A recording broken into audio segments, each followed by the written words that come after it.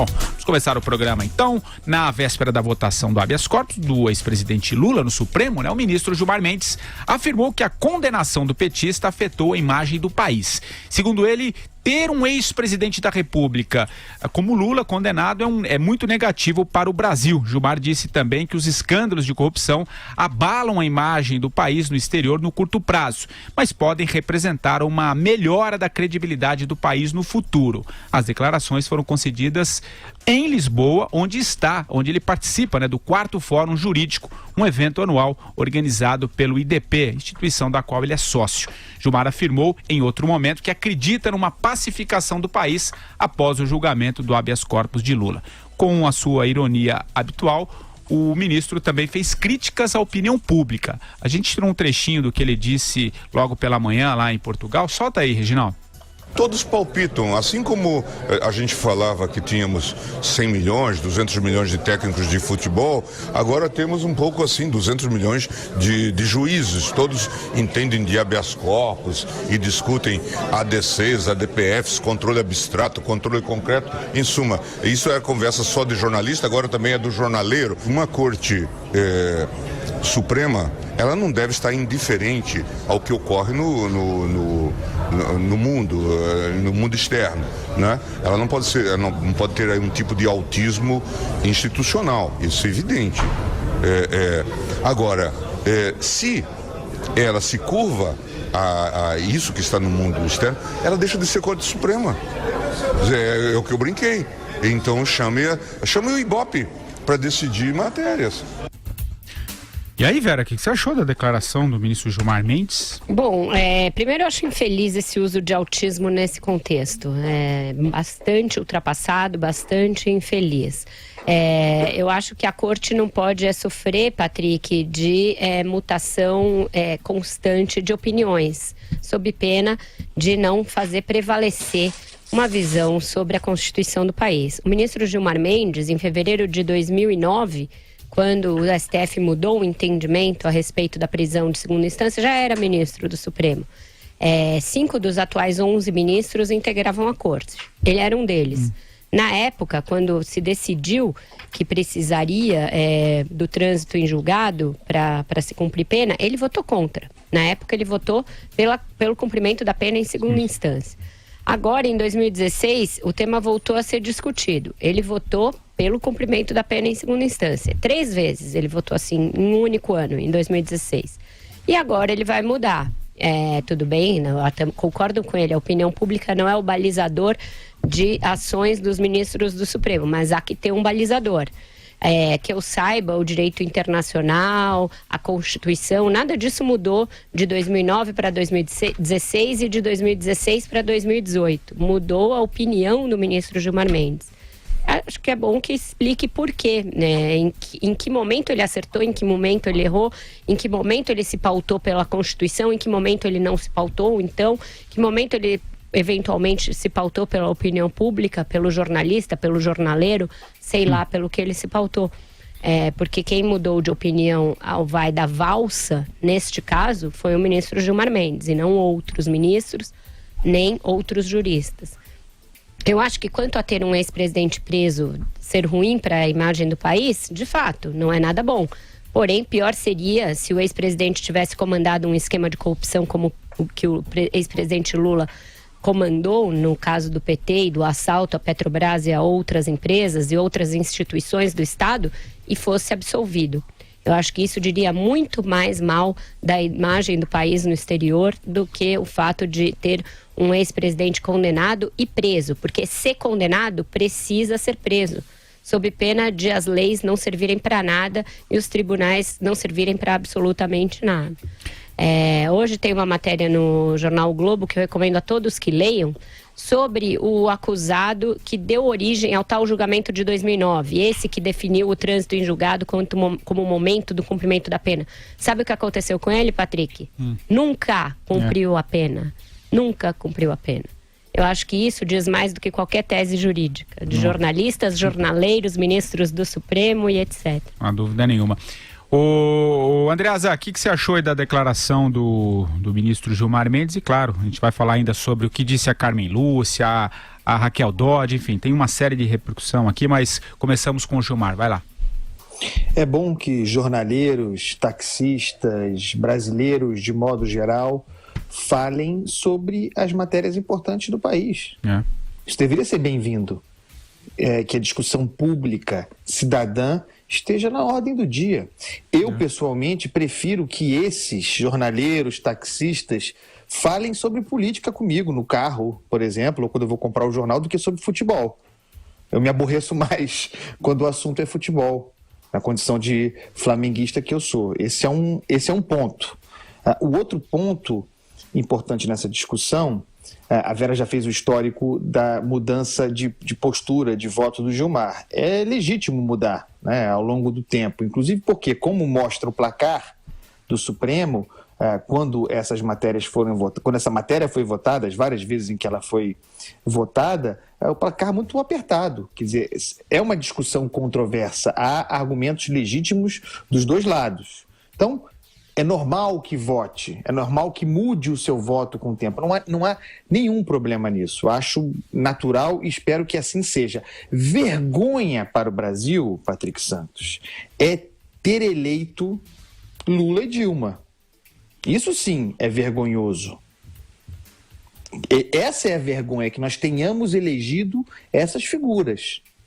Né? Depois, com os crimes cometidos, vergonhoso para mim e é uma tecla que eu bato aqui nesse programa diariamente e no jornal também, no Globo, bato de novo hoje na minha coluna, que esse país tenha chegado a 2018, a abril de 2018, com os crimes cometidos pelo Lula, pelos petistas, os crimes de assalto ao Estado, de pilhagem do Estado, de tomada das estatais, para financiamento de um projeto autoritário de poder, nivelados com os outros crimes, que crimes são cometidos pelos políticos, que estejam todos na vala comum. E que o Lula seja, no final das contas, mesmo condenado em segunda instância, por exatamente esse motivo, o líder nas pesquisas de intenção de voto para 2018. Porque, graças a essa mistura, essa falta de nuances, de graus, de capacidade de dar gradação ao crime, porque, olha, o Estado de Direito pressupõe gradações aos crimes. Nem todo crime é igual. Se você nivela, se você trata todos da mesma maneira, você beneficia sim o criminoso maior. O ataque sem precedente que o PT fez ao Brasil, ao Estado brasileiro. E aí está, na vala comum, todos criminosos iguais. E nós vamos amanhã reabrir um espetáculo fulanizado, um habeas corpus sobre o Lula, com o Lula no centro do debate, o Lula habeas corpus, Lula vai preso ou não vai. Lula continua no centro, minha gente. Vai lá, Marcelo Madureira. Pois é, às vezes eu não sei definir uma maracutaia, uma jogada, mas eu sei reconhecer quando eu vejo uma. A Vera lembrou muito bem que o ministro Gilmar Mendes, ele já por 3 vezes já se manifestou favorável à prisão em segunda instância. Subitamente ele aparentemente mudou a opinião dele sobre a questão. Da mesma maneira que ele passou a frequentar palácios e participar de discussões de cantos, né, de escada, de vão de escada, enfim, ter todo um comportamento, ao soltar o Jacó Barata, enfim. Eu acho que a sociedade brasileira não tem a menor dúvida sobre quem é o juiz, o ministro Gilmar Mendes. Não tem a menor dúvida, né? E é incrível que amanhã os destinos da nação vão estar nas mãos, né, nas canetas de pessoas desse calibre. O que vai acontecer amanhã, e isso eu acho que o judiciário tem uma enorme responsabilidade pelo que está acontecendo e pelo que vem a acontecer, deixa o Brasil em enorme suspenso, eu acredito que as instituições, sobretudo as leis, são criadas para você dar um ordenamento à sociedade, possibilitar a convivência civilizada entre as pessoas, garantidas pela lei, né? Pela ordem, e que essa lei seja igual para todos, né?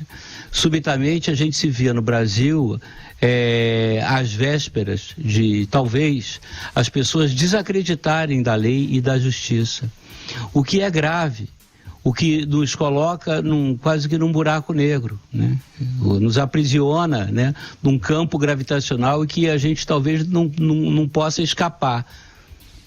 Então, eu vejo tudo isso com muita apreensão e mais ainda, por ver o Gilmar Mendes com esse comportamento dele zombeteiro, né?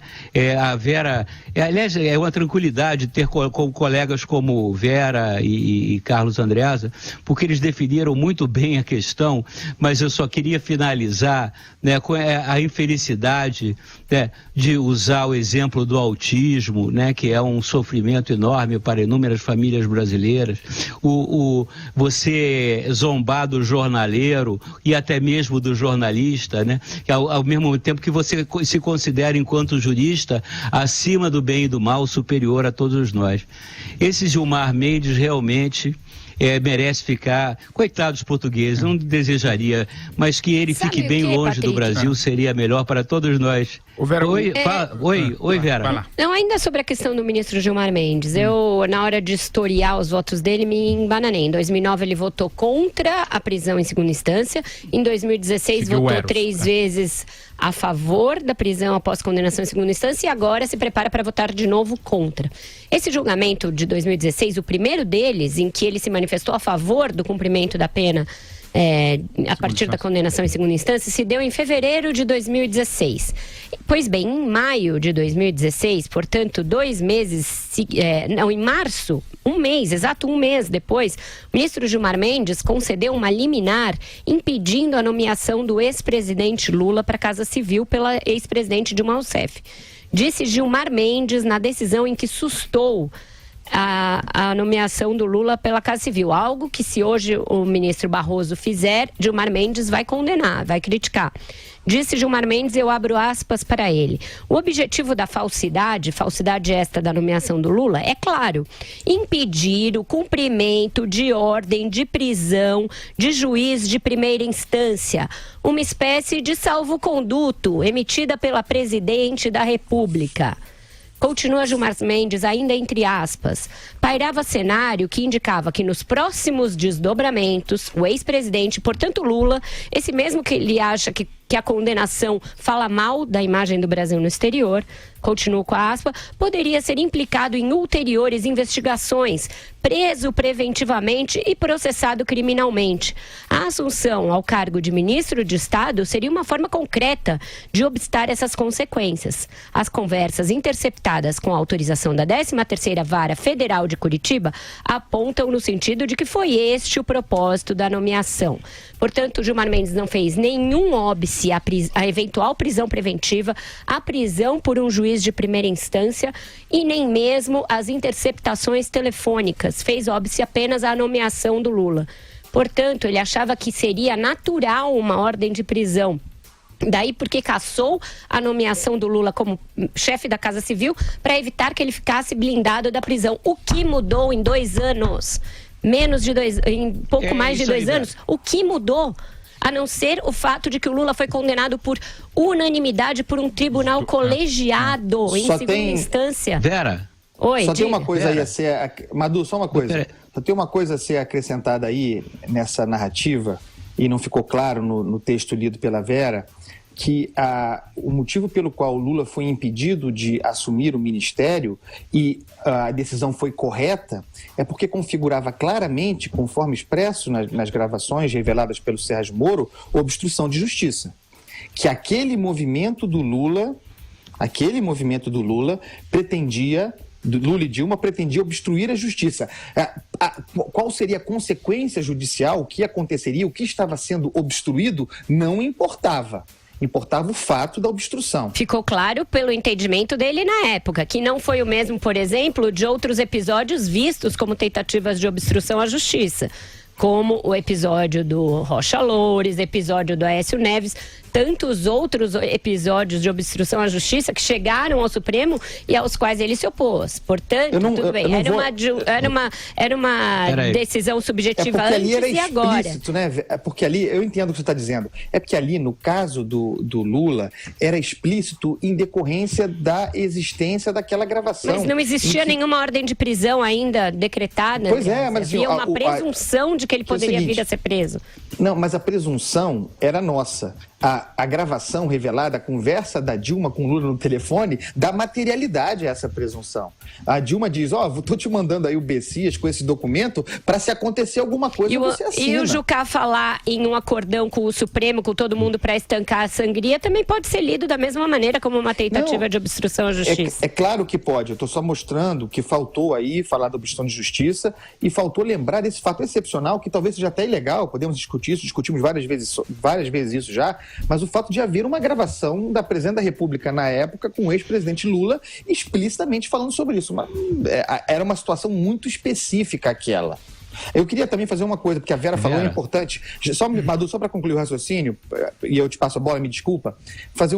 A Vera fez um elogio ao jornalismo. É importante fazer nesse momento em que o Gilmar deu uma debochada da nossa profissão. Ela falou da matéria do Globo, muito boa, que remonta a 2009. E há também hoje na Folha, e finalmente eu vi uma reportagem de Fôlego dando conta disso, com o histórico dos julgamentos relativos à possibilidade de prisão em segunda instância, mostrando o que era habeas corpus, o que era ADC, o que era recurso extraordinário com agravo, em que pé nós estamos, por que é repercussão geral, não efeito vinculante. Está lá numa matéria da Folha, eu compartilhei no meu Twitter, recomendo a quem quiser, um caminho fácil, está lá. Claríssimo o histórico do que aconteceu. E a primeira votação, essa de 2016, a que a Vera fez referência, não de 2009, de 2016, também foi sobre um habeas corpus. Foi 7-4 e ali se criou uma jurisprudência precária com repercussão geral que depois foi confirmada em recurso, inclusive o extraordinário com agravo. Mas a situação continua a mesma. É habeas corpus, amanhã será habeas corpus. Se mudarem a jurisprudência, continuará sendo uma jurisprudência precária, sem efeito vinculante, ou seja, não decide nada. E que terá mais um capítulo amanhã, sem dúvida nenhuma. Vai lá, Madu. Não, a Vera botou uma questão muito interessante, né? Muito apropriada, assim, por que o Gilmar Mendes, se nada mudou, né? O que faz o Gilmar Mendes mudar assim de opinião, né? A pergunta que eu faço é essa inversão. O que será que fez nesse espaço de tempo, né, Vera? O Gilmar Mendes mudar tão radicalmente de comportamento e de opinião. É muito curioso. Eu acho que tem a ver muito até com a própria prisão aqui do Jacó Barata, dos sócios dele, que tem ligações de parentesco com o próprio Gilmar Mendes, a insistência do Gilmar Mendes em soltar esse povo todo, né? A ligação do ministro Gilmar Mendes, da esposa dele, com o escritório que defende, né, esses mesmos acusados. Então tem uma série de questões bastante assim curiosas, que tem uma forte correlação com essa medida, com essa mudança súbita, né, e radical de comportamento do ministro Gilmar Mendes, sobretudo na sua relação com a sociedade. E só uma coisa que eu esqueci aqui de falar, respondendo ao próprio ministro Gilmar Mendes, vergonha será o Brasil, através das investigações que têm sido feitas pelo Ministério Público, pela Polícia Federal, até por uma parte importante do judiciário, das cortes de primeira instância e segunda instância. O Brasil está dando uma grande lição ao mundo, principalmente aos países de terceiro mundo, né, com muita coragem, enfrentar essa questão da corrupção.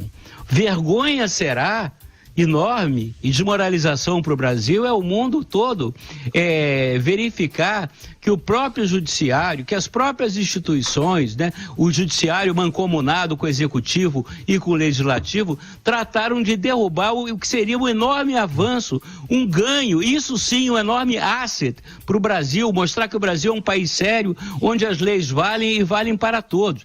Vai ser um vexame tremendo, é o contrário esse raciocínio, como todo raciocínio turvo e torpe do Gilmar Mendes, né? Vai ser uma vergonha muito grande se realmente se desmoralizar a prisão em segunda instância, se conceder o habeas corpus ao Lula, se rasgar a lei da ficha limpa. Mas é o que a gente corre o risco hoje.